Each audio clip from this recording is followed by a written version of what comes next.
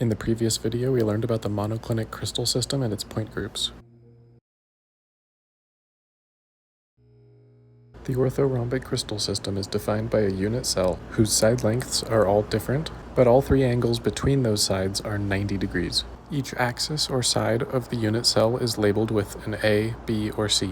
These are called the crystallographic axes, and they extend outward through the faces of the macroscopic crystal.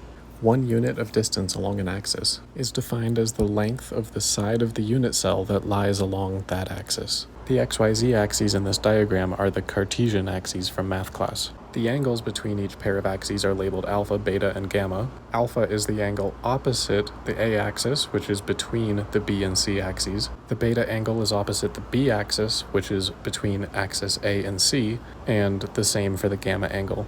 Starting with the triclinic unit cell, the sides ABC and the angles alpha, beta, and gamma are essentially free to take on any values. You can move and stretch the axes in any way you want. However, in general, this shape, and the grid or lattice built from stacking this shape repeatedly, have very low symmetry and only the inversion symmetry is possible. Attempting to find a more symmetrical shape, you may try making one of the angles 90 degrees.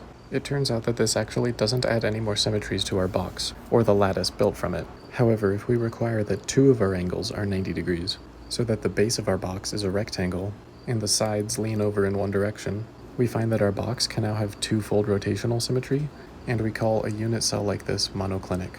Then, if you go a step further, and require that the third angle be 90 degrees as well, but the axes A, B, and C can still be whatever you want, then you get the orthorhombic unit cell, which can have additional 2-fold rotation and reflection symmetries. Enacting yet another restriction, if you now require that 2 of the axes or side lengths be the same length, for example that A and B are equal, you make the base of the box a square, which introduces 4-fold rotational symmetries. Finally, if you require that all 3 side lengths be equal, and all 3 angles are still 90 degrees, then you get the cubic unit cell, which is the most symmetrical unit cell with 2, 3, and 4-fold rotational symmetries and reflections. So you can see that restriction creates symmetry. There are also the rhombohedral and hexagonal crystal systems, but they don't fit nicely into this series of 5, and will be explained in the introduction to the rhombohedral crystal system. In the next video, we will learn about the orthorhombic point groups.